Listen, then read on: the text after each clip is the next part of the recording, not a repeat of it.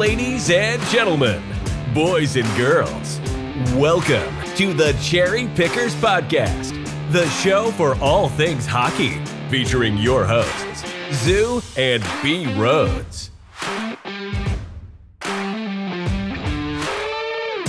Welcome back to the Cherry Pickers Podcast, your show for all things hockey. We have a jam-packed episode today. It's going to be short but sweet. My name is Zuu, and I'm joined here with my co-host, as always, Bee Rhodes. Bee Rhodes, how are you doing today? I'm going to be honest, I'm a little under the weather. It's been a rough week at work. We're battling a cold, but we're back for episode 5, and we're ready to talk about another exciting week of hockey. Send Bee Rhodes all the cough syrup and all the soup as he's going to need it, but big shout out to Bee Rhodes as he's going to push through today. We're going to get all the important news for the NHL to you guys. And let's just start right off the rip with the Toronto Maple Leafs. Now, some news coming out of Toronto. The Leafs have placed Morgan Rielly on long-term injury reserve. The Leafs defenseman sustained a knee injury in their loss to the Islanders on Monday. And because he's on the LTIR, that means he's out for a minimum of 10 games and 24 days. Bee Rhodes, what does a loss like that do to the Toronto Maple Leafs? Yeah, it's a big loss for the Toronto Maple Leafs. Morgan Rielly is their number one defenseman, and anytime you lose your number one defenseman, that's a big hole to fill, especially when he's on the power play unit. He's just a real solid player back there for the Leafs, and they're going to be missing his presence back there. Yeah, Morgan Rielly definitely a big leader on and off the ice, obviously wears the A for the Leafs. Like you said, very solid on the power play. Not as reliable as the Leafs would like in his defensive zone, but he sure brings a lot of offense from that blue line. So this is definitely a big blow for the Leafs, who are kind of getting the injury bug. I know as of recording tonight, it sounds like Jordy Ben might also be suffering an upper body injury. So the Leafs are definitely playing with the injury bug. But because of that injury to Morgan Rielly, that leads us to our first of two trades of the episode, Bee Rhodes. The Arizona Coyotes trade Connor Timmins to the Maple Leafs in exchange for prospect Curtis Douglas. Connor Timmins, no points in 2 games with Arizona this year. He has 3 points in 6 games on the blue line with Tucson in the AHL. What do you think of Connor Timmins, and how do you think this will impact the Leafs blue line? To be honest with you, I don't know a whole heck of a lot about Connor Timmins. As far as I know, he's just like a 6th, 7th defenseman. I think he's just being brought in to fill a hole with Morgan Rielly being on LTIR. Going the other way to Arizona, a prospect, Curtis Douglas. I believe he's a forward. Again, I don't know much about him. It's just a very small transaction. I think it's just going to benefit both teams for now, especially with the Leafs missing Morgan Rielly on LTIR. So, yeah, I think he's just going to be brought in to be a 6th, 7th defenseman, log in a few minutes, and not do a whole lot more than that. I like your usage of the term small transaction because on paper, yes, these players aren't as valuable, obviously, as their minor leaguers and prospects. But for player size, they're definitely nowhere near small, as Curtis Douglas, former 4th rounder of the Dallas Stars in 2018, he is a center, and he's 6'9". This dude would be the second ever 6'9" player to play in the league. Obviously, the other one being Zdeno Chara. However, you know, Douglas, 4th round pick, he's kind of off to a slow start. With the he'll be with the Marlies this year, but he only has 1 assist in 13 games. Or sorry, he is on the Marlies. He'll be going to Tucson, but only 1 assist in 13 games. But yeah, 6'9", big center. Obviously, with players that have the size, that's definitely a big asset because obviously you can't teach size. But yeah, like you said, it's a minor transaction. Obviously, Connor Timmins is going to fill that hole for the Leafs when they have injuries on the blue line. Not a bad little player. I know he did play on Team Canada in the World Juniors a few years ago. Does have the upside of being, definitely a 3rd pair defenseman, but yeah, something that Toronto definitely needed to do to get some more depth on their blue line as they're suffering a lot of injuries.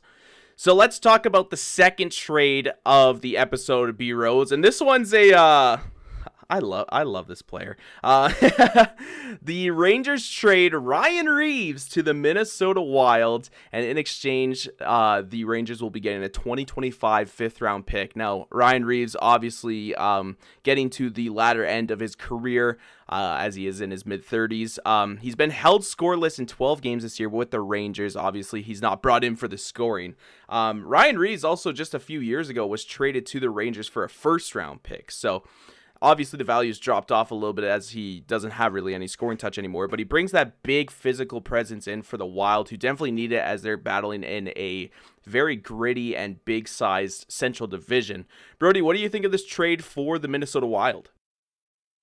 I like it for the Minnesota Wild's perspective. Like you said, the Central Division's a tougher division in terms of physicality, and Ryan Reeves definitely fits that bill. And the Rangers picking up a fifth-round pick in 2025, I believe, is the return for that. Yep. So a bit down the road, and I guess we'll have to wait and see what the pick turns out to be. But, yeah, I like the pickup for Minnesota. He's going to add an element of physicality to the Minnesota Wild that they need for their division, and definitely see if they can climb back up in the standings and make a push for the playoffs. Yeah, absolutely. Like, the thing about the Minnesota Wild is that they are a pretty big and tough team. You know, you got guys like Marcus Foligno and Matt Dumba, who all play a pretty physical presence. However, I noticed that last year at the deadline, they acquired Nicolas Deslauriers from the Flyers, and that definitely filled a hole that they needed to fill, especially going into those playoffs. And, of course, they ran into a pretty good St. Louis team, who was really the only team that challenged Colorado in those playoffs last year. And obviously, Minnesota realizes that if they do want to push for the playoffs again, and if they do want to get deep in the playoffs again, they are going to have to bring some physicality to their game, and Ryan Reeves obviously fills that bill for the Minnesota Wild. So I think it's a great pickup for the Wild. You know, giving up a future fifth, it's not really too much of a risk, and they bring in a very physical guy that can, you know, good for about 10 minutes a night and one fight a night. So Ryan Reeves off to the Minnesota Wild. And then we also had Connor Timmins going to the Leafs for Curtis Douglas. Now, since we are on the topic of veterans, and this sounds really wrong to say, we're going to talk about Evgeni Malkin, who I guess, technically classifies as a veteran now. Evgeni Malkin hits the 1,000 games played milestone. The 36-year-old has 20 points in 19 games this year. In 1,000 career games, he has 452 goals and 714 assists, which is good for 1,166 points. He won the Calder Trophy in 06-07. He won 2 Art Rosses in 08-09 and 11-12.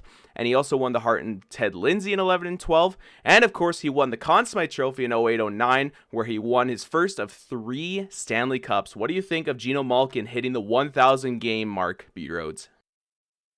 I absolutely love to see Evgeni Malkin hitting that milestone, because it's so weird that you said he's 36 years old. Like, I'm still trying to process that, because I remember in middle school, we were growing up watching this guy when he was young and first in the league, and just what a dynamic player he was. Like you said, he won the Calder in 06-07. He won the Art Ross in 08-09 and 2011-12.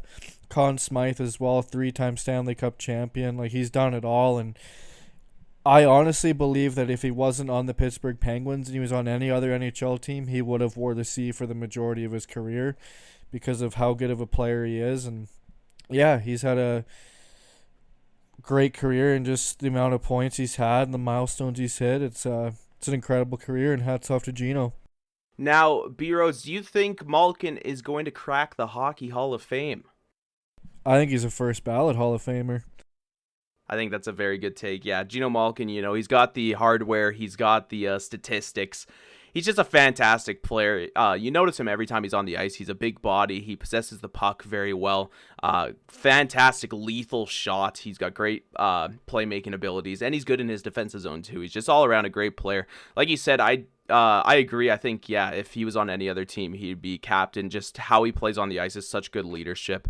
What's crazy to me to think about is the fact that Malkin just hit 1,000 games and Phil Kessel played 1,000 straight games. Like, just comparing those two, it's funny to think. Like, I still, I know we're changing the topic quickly, but I still can't believe that Phil Kessel has played 1,000 career games straight. It's It's so funny to me.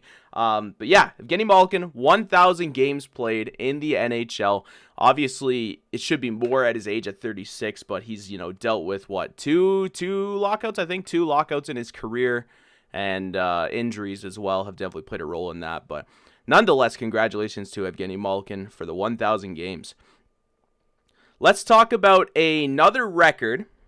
The New Jersey Devils. The New Jersey Devils set a franchise record, or tied a franchise record, with 13 straight wins after beating the Oilers on Monday. The Devils win their 13th straight game this season, putting their record at 16-3-0, which is good for second overall in the NHL. However, as of recording this, they just lost to the Leafs tonight in a hectic game. We'll talk about that in a bit. But, Bee Rhodes, what do you think of the Devils this year? Do you think they're a lock for playoffs, or do you think that they're going to fall off and miss the playoffs? This team is straight up nasty, bro, and I think they are an absolute lock for the playoffs this year. I think they've really taken strides in their game this year. Everybody's off to a terrific start with Jack Hughes, Nico Hischier, Dawson Mercer, Andre Palat, Jesper Bratt, baby, like the Bratt pack.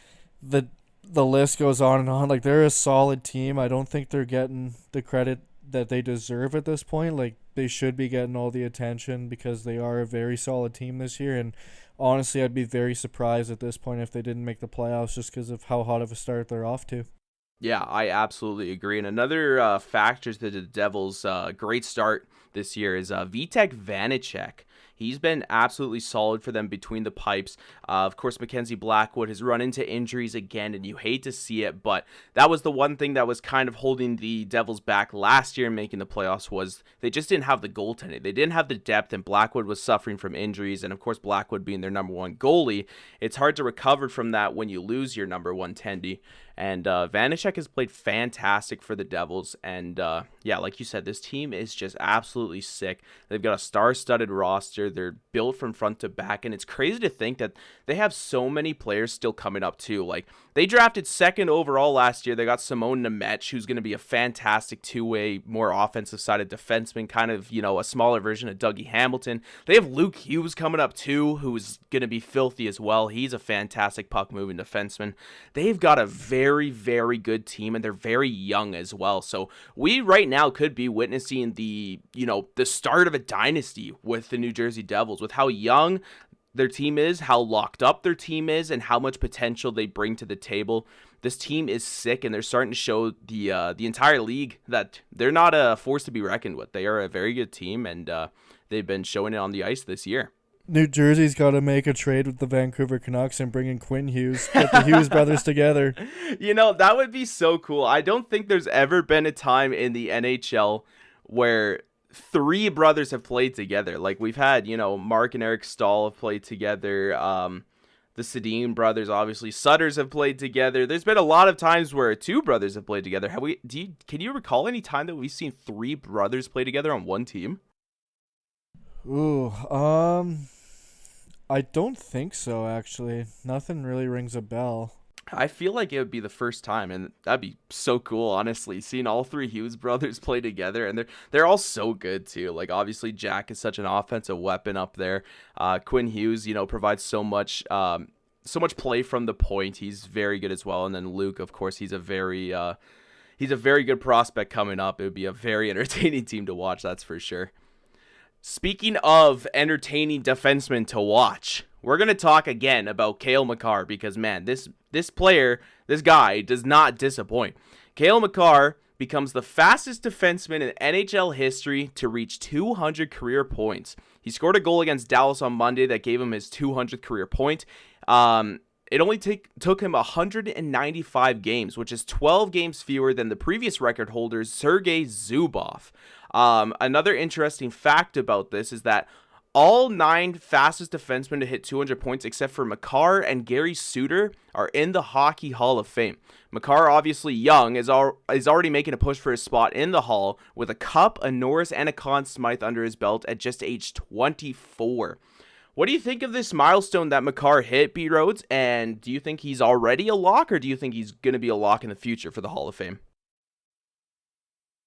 First off, like Cale Makar's had an outstanding career, like you said, 200 points in only 195 games. It's actually crazy because I watched an interview of Cale Makar and he said that it was a result of the teammates he has in Colorado. That's a big factor in how he's achieved this milestone, and he doesn't think he would have accomplished it anywhere else. So it just shows how humble of a guy he is as well. And I think that he'll be in the Hall of Fame when his career is done. I wouldn't say he's a lock quite yet, as he's only 24, but he's definitely proving with how good of a player he is right now that he will be a lock when his career is over. But yeah, to have a Norris Trophy already, a Stanley Cup, a Conn Smythe, like he's just a phenomenal defenseman, and he's only and the sky is the limit for Cale Makar. It's crazy to me to think as well that this is like okay, I shouldn't say has been an off year for Makar, but Makar really hasn't been making the headlines as much as he has in the last few years. Even with that said, he still has 20 points in 17 games, and he plays 27 minutes of time on ice this year. Like, he's just like, he's the all-around go-to defenseman you want to have on your team. He is the player that you want to build your team around. And yes, like you said, that he's appreciative of his line mates and his teammates that he has with him. I still think he's point per game on any other team in the league, honestly. The way he controls the puck, the way he quarterbacks a power play, the way he's not afraid to jump into the rush and he's able to get back. He's so solid in his defensive zone too. It's just crazy how well-rounded of a player he is. And I don't think we've ever seen a defenseman as well-rounded and as dominant in his game like since Bobby Orr, honestly. Like, that's like the biggest comparison to Cale Makar is Bobby Orr, and for good reasoning, because like I said, Makar is just such an all-around fantastic player. I have a question for you, Brody. Do you think Cale Makar will go down in history as the most points scored by a defenseman? That depends. What is the most points scored by a defenseman all time? The all-time points leader by defenseman is Ray Bourque with 1,579. I think if he plays enough seasons and stays healthy, absolutely he could break that. If he's point per game right now and he plays, let's say, 17 or 18 seasons, I don't see any reason why he couldn't break that. Yeah, that's quite a record to break too. You know, Ray Bourque, Paul Coffey also up there above the 1,500 point mark. And those are your a couple defensemen obviously we compare Cale Makar's game to. Yeah, I think he could do it, honestly. Like you said, if he plays enough seasons, and if he stays on Colorado, that's the big thing too, is Colorado is such a wagon and they have such offensive depth that if he stays with Colorado for a while, there should be no reason that, you know, he breaks that record, because Colorado is just so offensively dynamic and Cale Makar is one of those key pieces to their dynamic offense. So, yeah, I agree. I think if he plays enough seasons, I don't think there's any reason to him not, you know, breaking that record. All right, Brody, so let's break it down here. We're gonna stop in with a little segment here. We are going to talk about sports betting. Now, this is something we haven't talked about on the podcast yet. Obviously, you know, sports betting is such a dynamic part in today's day and age of the internet, and it's so easy to do. So let's have a little segment here. Let's talk about the next set of games. So as of recording this, it's the 23rd. There's no games on the 24th, the Thursday. So let's talk about a game on the 25th. We're going to talk about the Boston Bruins versus the Carolina Hurricanes. Now, this game is going to be played in TD Garden in Boston. Currently, the odds right now are minus 130 for Boston, so clearly the favorites. The Bruins obviously being first place in the NHL with a 17-3-0 record, but the Hurricanes are deep. The Hurricanes are a very deep team. They're very stacked. They're looking to make a deep playoff run this year. Do you think, or rather, who would you put your money on, Bee Rhodes? Would you put your money on the Bruins, the favorites, or would you rather put your money on the underdogs in the Hurricanes? I would put my money on the Boston Bruins. They've been a dynamic team all year, and especially on home ice. They've just been straight buzzing this year, and like Marchand, Bergeron, Pasternak, Taylor Hall, David Krejci's back, Charlie McAvoy. Like, this team is an absolute wagon this year, so I would definitely put my money on Boston. I absolutely agree with you. They're coming off a 2-game road trip where they dropped their last game against the Panthers. However, the Bruins have been extremely good on home ice this year. I think that's a big factor for the Bruins. Is playing on home ice is definitely one of their go-tos. I don't know, Bee Rhodes. I like putting money on the underdogs. I like betting the pluses. Obviously, the return is nice, but getting that win with the underdog is even more sweet. I like the Hurricanes roster this year. I think goaltending, with Antti Ranta, Freddie Anderson's been battling injuries as well, but goaltending is really the only weak spot in Carolina's game. They have such a deep defense core. I don't even need to start with the offensive weapons because their forward core is just loaded as well. I don't know. I think for that game I might low key bet the underdog. I just I like Carolina's chances. I mean, like you said, Boston, fantastic team. They're loaded as well. They're playing on home ice. But I always like an underdog story. So I think there I would bet the underdog. I'm gonna bet Carolina on that game. All right, B Rhodes. Let's talk about the Ottawa Senators. Now, it's no secret that the Ottawa Senators are up for sale. That's been known for a couple months now. According to Bruce Garrioch, I hope I didn't butcher that, of Post Media, more than 20 groups are interested in purchasing the Ottawa Senators, including Michael Andlauer and Rocco Tullio, who are both co-owners of the Hamilton Bulldogs and the Oshawa Generals of the OHL. Now, my question for you, B. Rhodes, is do you think we will see a sale of the Ottawa Senators before this 2022-23 season of the NHL ends? Oh boy, putting me on the spot here. To be honest with you, I don't know much about the ownership situation with the Ottawa Senators. The only thing I know is that Ryan Reynolds is interested in purchasing the team. That's literally all I know. I don't know anything about the Oshawa Generals or Hamilton Bulldogs owners looking into buying the team. So to be honest with you, I have really no idea, but I'm going to say yes, they will. He says yes. I like it. Yeah, I don't know. It's a tough thing to predict because obviously there's so much paperwork that goes into it. Now, going back to the Ottawa Senators, of course, their previous owner, Evgeni Malkin, tragically passed away. He was the previous owner. The team fell into the hands of his kids, and now they have ownership, and they are looking to sell the team. I don't know how rushed this gets, though. That's the thing, is that obviously, like I said, there's so much that goes on behind the scenes into purchasing an NHL team. There's so much money. There's so much, just stuff behind it. However, with how much of a demand there is with, more than 20 groups interested in buying the team, I honestly don't think I'd be surprised if the team does get sold before the end of the season. Like I said, there's so much demand for it. There's tons of groups that are already invested in, sports teams, like professional sports teams that are interested in the Senators as well. So I think that kind of helps the process as well, as they already know what they're in for and what needs to be done in order to acquire the team. So I don't know. I think I like your answer. I think it might get sold before the end of the season, just with how much demand there is for the team itself. So yeah, interesting. Is there anything you want to tag on in this episode, B. Rhodes? Ooh, we could talk about the game that just happened today, actually. Oh, right. The Toronto game? Which game? Toronto, and then I was actually going to want to talk about the Edmonton game as well, because there was something that happened in that game, too, that I think would be a pretty crazy stat for the listeners to hear about as well. Take it away with the Oilers game.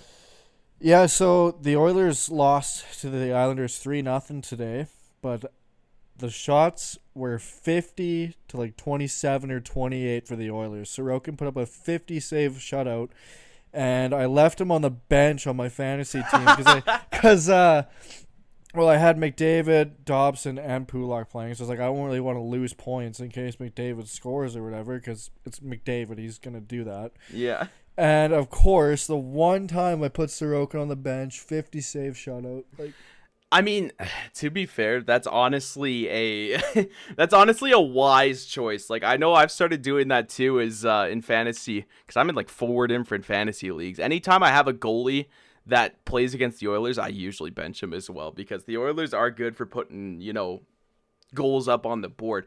They might not close out the game, but they usually are good for, at least 2-3 goals in a game. So that's honestly that was a valid decision by you, but oh, that probably stings to have a 50 save shutout sit on the bench in your fantasy league. Yeah, what a game by Sorokin too, man. Sorokin is definitely the real deal. He's, going to push for his name to be up there in the Vezina votes this year without a doubt. He's a fantastic goalie, and the Islanders got a really good one there. So, yeah, no kidding.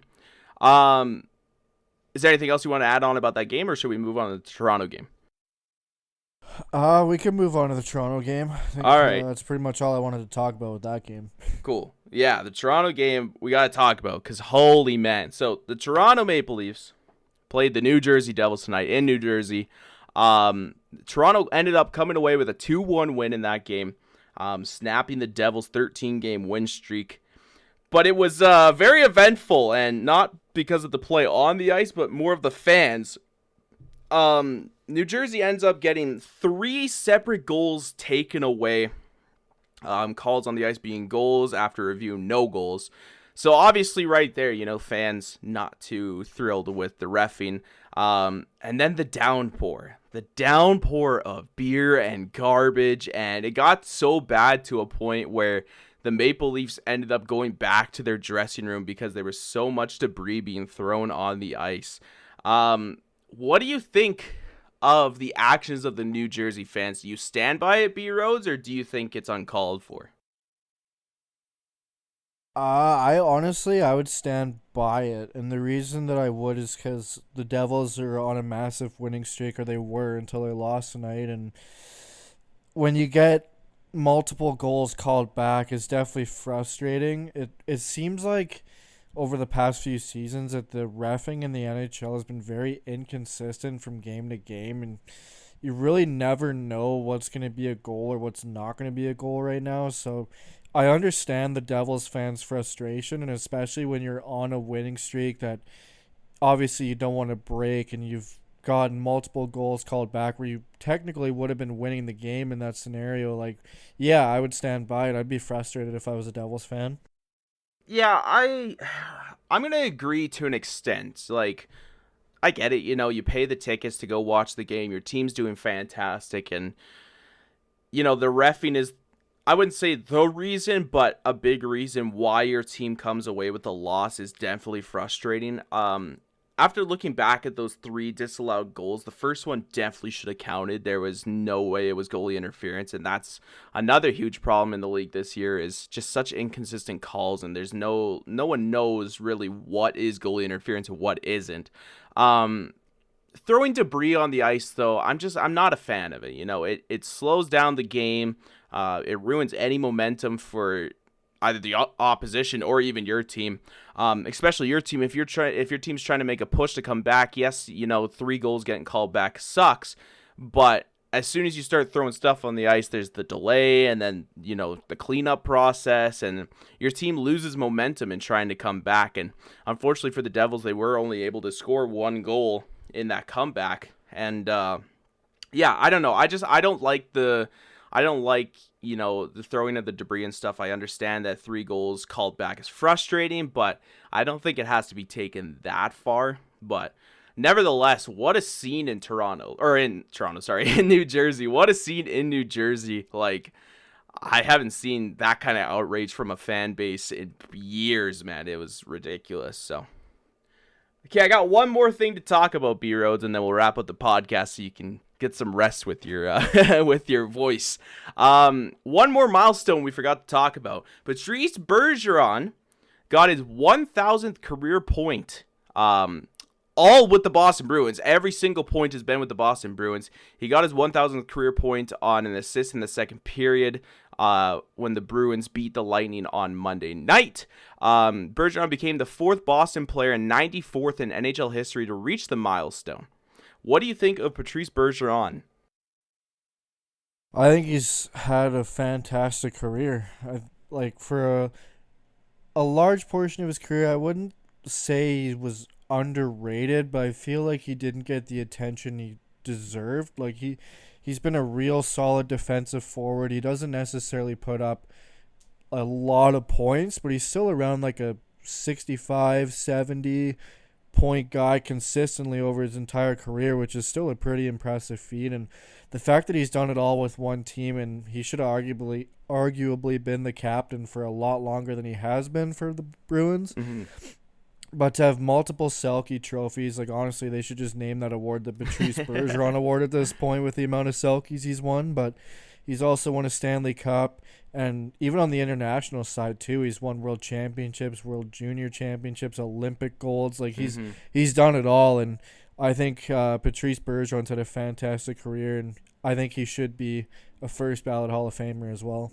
Yeah, no kidding. The other Boston Bruin players to reach 1,000 points are Ray Bourque, what we said, at 1,506, Johnny Busick at 1,339, and Phil Esposito at 1,012. So Bergeron's only 12 points away from having more points as a Bruin than Phil Esposito. And that's a crazy stat to think about too, because like we said, Bergeron's game is so two-way, and he's a 5-time Selke winner.